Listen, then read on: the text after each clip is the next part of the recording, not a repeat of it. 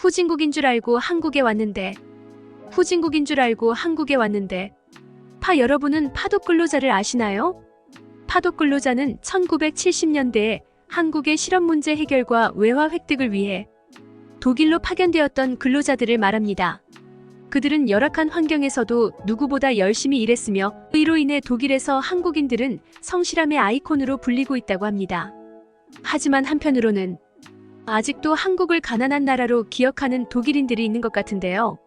오늘 소개해드릴 사연은 할아버지의 반대에도 불구하고 한국 유학을 선택했던 독일 여성의 사연입니다. 한국인을 칭찬하는 할아버지 때문에 한국에 대한 로망이 생겼지만 오히려 할아버지는 그녀의 한국행을 반대했다고 합니다. 과연 그녀에게는 무슨 일이 있었던 걸까요? 안녕하세요. 저는 독일에서 살다 최근 한국으로 유학 온 스테판이에요. 요즘은 한국으로 유학 오는 외국인 친구들이 많은 걸로 알고 있습니다. 하지만 전 요즘처럼 한국이 세계적인 위상이 드높지 않을 때 한국으로 유학을 결심하게 되었어요. 그건 어릴 때 보고 자랐던 환경이 크게 작용했던 것 같습니다. 대부분의 사람들은 어릴 때 부모님이 하시는 일을 보고 꿈을 키우는 것 같았어요. 제 친구들을 보더라도 열이면 열 모두 부모님과 관련된 꿈을 가졌었기 때문입니다. 그런 면에서 저처럼 할아버지를 보고 꿈을 키우는 아이를 만나는 건 드물었어요. 저는 유독 할아버지와 관계가 좋았습니다. 그건 할아버지가 사업을 하시면서 후계자로 아빠를 생각했기 때문일 것 같아요. 아무리 할아버지가 큰 사업체를 운영하더라도 자식에게 물려줄 생각을 안 하면 왕래가 없고 좋은 관계를 유지하는 게 어려울 수 있습니다. 그런 반면 할아버지와 아빠의 유대 관계는 다른 독일인들에 비교하더라도 손에 꼽힐 정도로 좋은 편에 속했어요. 덕분에 저와 할아버지 역시 다른 가정과 다르게 많은 이야기를 나누면서 잘할 수 있었습니다. 그때 인상 깊었던 건 할아버지 회사에 다니는 동양인들에 대한 이야기였어요. 돈을 위해 또는 꿈을 위해 말이 통하지 않는 나라에 와서 열심히 일하는 사람들에 대한 이야기를 자주 해주셨습니다. 그 이야기의 뜻은 열심히 살아야 한다는 내용이 주를 이루었는데요. 할아버지는 특히 한국인들 이야기를 할 때 많이 좋아하셨습니다. 할아버지 회사의 동양인은 대부분 한국인들이 많은 비중을 차지하고 있었어요. 그 다음이 일본인이었고 드물지만 중국계 사람들도 있다고 말씀하셨습니다. 중국 사람들이 많지 않은 건 처음 중국인을 고용하고 많이 상심하셨던 게 크다고 들었어요. 독일로 이민 오는 중국인의 비중이 작았는지까지 알 수 없습니다. 다만 할아버지는 한국인들만 생각하고 중국인을 고용했다가 회사 자재를 빼돌리는 등 큰 문제를 일으켰다는 점에서 실망하셨거든요. 그리고 오히려 적반하장 격으로 회사가 정당한 임금을 주지 않아서 자신이 그런 일을 벌일 수밖에 없었다고 자기 정당화를 주장했다고 하셨어요. 하지만 할아버지는 창립 이래 단 한 번도 임금을 밀린 적이 없으셨습니다. 오히려 적자로 생활비에 쪼들리더라도 은행에 대출을 받아서 직원들의 월급은 밀리지 않게 챙겨주실 정도였으니까요. 그건 아빠가 어릴 때부터 저희에게 말씀해 주셔서 알고 있었습니다. 그랬기에 할아버지가 사람에 대한 배신감과 자신이 지금까지 운영해온 사업에 대한 방식의 자부심 등 상당히 상심이 크신 게 느껴졌죠. 그래서 한국인들을 이야기하실 때 더 신이 나셨던 것 같습니다. 많은 사람을 고용했지만 독일인들보다 더 책임감이 뛰어나다는 말을 자주 하셨어요. 일머리가 타고난지 모르겠지만 했으면 좋겠다고 생각한 일들은 이미 한국인 직원들이 모두 한 이유인 경우들이 많다고 하셨습니다. 주도적으로 일을 하기에 한국인들이 이력서를 내고 할아버지 회사에서 일하고 싶다고 말하면 항상 별다른 면접을 안 하더라도 일할 기회를 주셨으니까요. 그래서 제 기억에 한국은 좋은 기억으로 남았습니다. 분명 독일말을 하지 못했던 걸 어린 시절 할아버지 회사에 놀러가면서 봤었거든요. 자주 인사를 하며 제가 귀가는 모습을 지켜보는 한국인 직원들이 생길 만큼 저 역시도 그들을 볼 수밖에 없었으니까요. 그들은 점점 독일어를 잘하게 되었습니다. 그 모습이 상당히 진취적으로 느껴졌어요. 말이 통하지 않는 나라에서 자신들의 능력을 펼칠 수 있다니 여기까진 누구나 할 수 있다고 생각했습니다. 하지만 그 이상으로 인정받고 한국인에 대한 평가까지 높이 끌어올린 건 한국이라는 나라에 속한 사람들의 능력이라고 밖에 표현할 길이 없었죠. 공부를 하고 대학 진학을 생각하면서 막연하게 한국에 가고 싶다고 생각했던 것 같습니다. 저 역시 한국인들처럼 새로운 환경에서 제 자신을 시험하고 싶었거든요. 그리고 잘 해낼 자신도 있었습니다. 그렇게 막연하게 꿈을 키웠지만 가족 누구에게도 말하진 않았어요. 아직 현실이 된 것도 아니었고 제 삶인데 허락을 받을 게 아니라고 생각했기 때문입니다. 하지만 대학교 입학을 앞두고 학교를 정할 때 제가 한국 유학을 결심했다는 소리를 들으신 할아버지 반대는 전혀 생각하지 못했던 일이었어요. 하지만 할아버지 완강하셨죠. 이유는 너무 분명했습니다. 독일보다 가난한 나라에서 배울 게 뭐가 있냐는 거였어요. 할아버지가 생각하시는 한국에 대한 이미지는 30년 전 할아버지 회사로 일하러 온 한국인들에 대한 그때 그 기억에 머물고 있었습니다. 전 이해하기 어려웠어요. 시대가 변했고 지금은 한국 문화가 인기를 끌고 있습니다. 조금이라도 세계 정세에 관심이 있다면 한국이 얼마나 빠른 시간에 선진국 반열에 올랐는지 너무 쉽게 알 수 있기 때문이죠. 신기한 건 할아버지도 이 부분을 인정했다는 점이에요. 사업가이기에 누구보다 한국이 빠른 성장을 보였다는 점을 인정하셨고 그건 당신이 만나 온 한국인들이기에 가능했던 일이라고 말씀도 직접 하셨습니다. 하지만 그런 현실과 자신의 피부치인 제가 한국으로 유학 가는 건 별개라고 선을 그으셨어요. 한국인들의 생존력이 뛰어나다는 걸 인정하셨지만 저는 미국 같은 선진국에서 학업을 이어가길 바라셨던 거죠. 할아버지는 제가 한국에 간다면 유학 자금을 지원하지 않는다는 말씀도 하셨습니다. 제가 할아버지를 닮아 고집이 세기 때문에 쉽게 꺾이지 않을 걸 아셨던 것 같아요. 하지만 저 역시 그런 건 중요하지 않았죠. 왜인지 모르겠지만 오히려 할아버지가 틀렸다는 걸 증명하고 싶었어요. 그렇게 전 할아버지의 반대에도 무릅쓰고 한국 유학을 강행하게 되었습니다. 당연히 할아버지의 지원은 없었어요. 아빠 역시 할아버지가 반대해서 도와주고 싶지만 도와줄 수 없다고 말했죠. 하지만 저는 상관없었습니다. 저 역시 한국인들처럼 잘 해낼 자신이 있었거든요. 어릴 때부터 알았던 한국인 아저씨가 저에게 해줬던 말이 있었어요. 열심히 하려는 마음보다 하루를 성실하게 사는 것이 더 중요하다고요. 열심히 하려고 하다 보면 뜻대로 안 되는 날도 있고 그러면 쉽게 지치고 포기하게 되는 확률이 높다고 말했어요. 하지만 하루하루 성실하게 주어진 업무를 하다 보면 어느 순간 끝이 보이고 하나씩 단계를 올라갈 수 있다고 말입니다. 전 그 말에 힘을 믿었어요. 그렇게 한국의 한 유명 대학에 진학하게 되었습니다. 한국에도 세계에 이름이 알려진 대학들이 몇 개 있었거든요. 제가 다른 나라보다 한국 대학을 선택했던 건 한국 인재들이 뛰어나다는 걸 알고 있었기 때문이에요. 그렇게 한국에서 대학 생활이 시작되었습니다. 대학교 기숙사에 들어가서 전체적인 생활비가 많이 들었던 건 아니에요.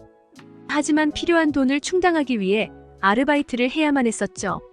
그런데 외국인들도 쉽게 아르바이트를 할 수 있을 정도로 상당히 잘 되어 있는 시스템이 마음에 들었습니다. 인터넷으로 일자리를 쉽게 찾을 수 있었고 한국인 친구들 도움으로 말이 통하지 않아도 일을 할 수 있었거든요. 그리고 제가 일이 필요하다는 걸 알게 된 교수님들은 간혹 번역을 의뢰해 주시기도 했습니다. 그래서 할아버지 지원이 없어도 한국 유학 생활이 크게 힘들지 않았어요. 물론 지원을 받았다면 한국 생활에 젖어들어 일을 하며 지내는 게 아니라 관광을 하며 지냈을 것 같은데요. 저는 오히려 일을 하며 한국 사람들의 생활에 더 깊숙하게 들어온 것 같은 기분이 좋았어요. 어릴 때 할아버지 회사에서 만났던 한국인들 같은 느낌을 받았기 때문입니다. 그리고 그 한국인들이 빠르게 독일말을 배우기 위해 노력했던 걸 떠올렸어요. 어쨌든 한국에 배우러 왔기에 제가 독일어나 영어만 쓰는 게 아니라 한국어를 빠르게 배우는 게 좋았죠. 틈나는 대로 한국어를 공부하기 시작했습니다. 그만큼 전 한국 유학에 진심이었거든요. 할아버지는 제가 몇 개월 가지 못하고 도와달라는 말을 할 줄 알았대요. 하지만 한국에서 일을 하고 한국어도 배워가며 학업도 하다 보니 어느새 1년의 시간이 훌쩍 지났더라고요. 물론 그동안 아빠와 소식을 주고받긴 했었어요. 제가 어떻게 지내는지 일상을 제대로 다 말한 적은 없었지만요. 포기하고 다시 독일로 돌아오거나 도와달라는 말을 기다리고 있던 할아버지가 상당히 당황하신 것 같았습니다.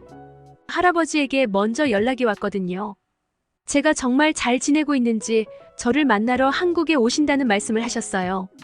가문의 명예를 실추시키고 말도 안 되는 생활을 하고 있다면 당장 독일로 데리고 올 테니 각오하라는 엄포도 잊지 않으셨고요. 하지만 전 두렵지 않았어요. 한국 대학교의 기숙사는 독일 대학교의 기숙사보다 훨씬 쾌적하고 시설이 잘 되어 있었거든요. D691 15-9V2 그리고 한국어도 잘하는 건 아니지만 기본적으로 의사소통을 하는데 지장이 없었어요. 그렇게 자신감에 찬 저는 할아버지가 한국에 오는 시간이 기다려졌습니다. 드디어 인천공항에서 1년 반 만에 할아버지와 마주할 수 있었어요.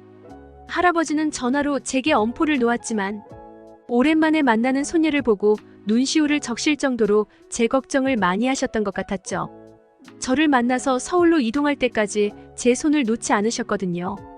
할아버지는 호텔을 예약하셨는데 할아버지가 한국에 머무는 동안 함께 지내자고 말씀하셨어요. 저의 동선을 좀 더 자세하게 보고 싶다는 게 이유였죠. 저는 알았다고 말하고 할아버지에게 제가 아르바이트를 하는 곳으로 안내했어요. 그곳은 어학학원이었는데 제가 수업을 하는 건 아니었지만 관련된 프린트를 정리하고 수업 자료를 준비하는 등 기본적인 업무를 하고 있었습니다. 할아버지는 놀라시는 것 같았어요. 한 번도 독일어와 영어로 돈을 벌 수 있다고 생각하지 못하신 것 같았거든요. 독일에서 잘 사는 집안 자제들은 영어는 물론 스페인어 같은 외국어들을 한두 개는 꼭 하고 있었기에 그게 당연하다고 인식하시는 것 같았어요. 그 덕분에 제가 한국에서 큰 어려움 없이 돈을 벌고 있다는 사실을 대견해 하시는 것 같았고요. 그때 친구에게 전화가 왔습니다. 물류창고에서 분류 업무를 하는 친구인데 오늘 급하게 다른 친구가 일을 못 왔다며 저에게 도움을 요청하는 것이었죠. 저는 알았다는 말을 하고 급하게 친구가 일하는 물류창고로 이동했어요. 물론 할아버지도 함께 했습니다. 할아버지는 제가 물류창고에서 음식을 탑차에 싣는 모습을 가만히 지켜보셨어요. 그리곤 상당히 놀란 듯 힘들지 않냐고 물으셨죠. 제 자랑은 아니지만 집안 환경 때문에 살아오면서 힘든 일을 한 적이 한 번도 없었거든요. 그런데 한국에 와 아무렇지 않게 일을 척척 해내는 모습이 신기하면서도 애쓰는 것 같아 안쓰러우셨던 것 같아요. 하지만 전 괜찮았어요. 오히려 한국인들은 저보다 더 빠르게 일하는데 전 그렇게 속도를 내지 못하는 게 늘 아쉬움으로 남았거든요. 그렇게 한국에 머물면서 할아버지는 저의 일상을 유심히 살펴보시게 되었습니다. 그리고 별다른 말씀을 하시진 않았어요. 그래서 전 솔직히 걱정되기도 했죠. 할아버지는 부정적인 결정을 내릴 때 대부분 과정에 대한 의사 전달이 없으시거든요. 지금처럼요. 중간중간 궁금하신 사항을 질문하긴 했지만 좋아하는 뉘앙스는 아니었어요. 그래서 같이 독일로 가자는 말을 한다면 가문을 등지겠다는 말을 할 준비까지 했었죠. 그렇지 않고서는 할아버지의 고집을 꺾을 수 있는 방법이 없다고 생각했거든요. 그런데 다시 독일로 돌아가는 비행 시간이 다가올 때까지 할아버지는 아무 말씀을 하지 않으시더라고요. 오히려 궁금해서 제가 먼저 묻고 말았습니다. 저에게 하고 싶은 말이 없으신지에 대해서요. 그러자 할아버지가 웃으시더라고요. 너무 잘 지내고 있어서 할 말이 없다고 말이에요. 독일에 돈을 벌러왔던 한국인들을 보며 대단하다는 생각을 했지만 그게 한국 전체를 대변하지는 않는다고 생각하셨대요. 그래서 한국으로 제가 간다고 했을 때 배울 점이 있는 나라인지 검증되지 않아서 말리고 싶으셨다고 말씀하셨죠. 하지만 막상 와본 한국은 지난 몇십 년 전과 다르게 발전된 모습을 보였다고 하셨어요. 독일에 왔던 한국인들만 그런 게 아니라 한국 사람 모두가 부지런하고 특별한 것 같다는 말도 하셨죠. 대학생들이 아르바이트를 하며 자신들의 시간을 쪼개서 열심히 사는 모습이 너무 대견하고 멋있다고 덧붙이셨어요. 오히려 제가 독일에서 대학교를 다녔다면 공부를 더 잘했을 수 있어도 돈에 대한 가치를 몰랐을 거라며 한국행을 찬성한다는 말까지 하셨습니다. 전 믿을 수 없었어요. 할아버지에게서 드디어 인정을 받았거든요. 특히 곱게 자라서 사업을 물려주는 게 어려울 거라 판단하셨대요. 그런데 한국에서 지내는 모습을 보니 제가 사업가의 기질이 보인다는 평가까지 해주셨습니다. 다른 친척들은 모두 할아버지가 주는 떡만 받아먹고 있다고요. 하지만 전 할아버지가 주는 떡을 거부하고 스스로 개척해 나가는 모습이 충분한 사업가의 자질이라며 칭찬을 아끼지 않으셨답니다. 전 너무 행복했어요. 한국행을 고집했던 그 모든 시간들이 보상을 받는 느낌이 들었기 때문이죠. 물론 할아버지 기대처럼 제가 할아버지 사업을 물려받고 싶진 않아요. 그건 할아버지가 이루신 거지 제가 이룬 게 아니기 때문입니다. 그리고 한국인 친구들과 어울리면서 이런저런 미래에 대한 이야기를 하고 있는데요. 확실히 독일에서 보던 견해와 다르게 한국 친구들은 많이 똑똑한 것 같아요. 전혀 예상하지 못했던 이야기를 함께 나누며 미래에 대한 꿈을 키우는 재미가 있거든요. 그래서 독일행 비행기에 탑승하는 할아버지에게 제가 독일로 갈 확률은 아마 없을 거라고 알려드렸어요. 한국에 머물면 머물수록 저의 꿈을 펼치기 위해선 한국이 적당하다는 생각이 들기 때문이죠. 할아버지는 허허 웃으시며 그럴 줄 알았다는 말씀을 마지막으로 독일로 되돌아가셨습니다. 그렇게 전 여전히 한국에 남아 학교 생활도 하고 어떤 일을 할지 친구들과 사업 구상도 병행하고 있어요. 사업이 좀 더 구체화되면 할아버지에게 투자금을 받아 당당하게 시작해보고 싶습니다. 어떻게 보셨나요? 할아버지에게서 한국 생활에 대한 인정을 받을 수 있었던 독일 여성의 사연이었습니다. 처음에는 가족 중 아무도 응원해주지 않는 한국 생활이 다소 힘들게 느껴졌을 것 같은데요. 한국 생활을 열심히 하고 할아버지도 한국에 대한 오해를 풀 수 있게 되어서 다행이라는 생각이 듭니다. 그리고 한편으로는 파독 근로자를 보내던 나라에서 당당히 유학생을 받는 나라로 성장했다는 사실이 뿌듯하게 느껴지는데요. 한국의 경제가 어려웠을 때 1965년부터 1975년까지 파독 근로자들의 송금액은 약 1억 달러에 달했다고 합니다. 그들이 있었기에 한국은 어려움을 극복하고 빠르게 성장할 수 있었는데요. 오늘 사연을 보고 나니 파독 근로자들에 대한 적절한 예우와 따뜻한 관심이 필요해 보이네요. 지금까지 특별한 한국의 이야기를 전해드리는 스페셜 튜브였습니다. 구독과 좋아요를 눌러주시면 영상 제작에 큰 힘이 됩니다. 소중한 의견도 댓글로 남겨주세요. 끝까지 시청해주셔서 감사합니다. 더욱더 좋은 영상으로 찾아뵙겠습니다.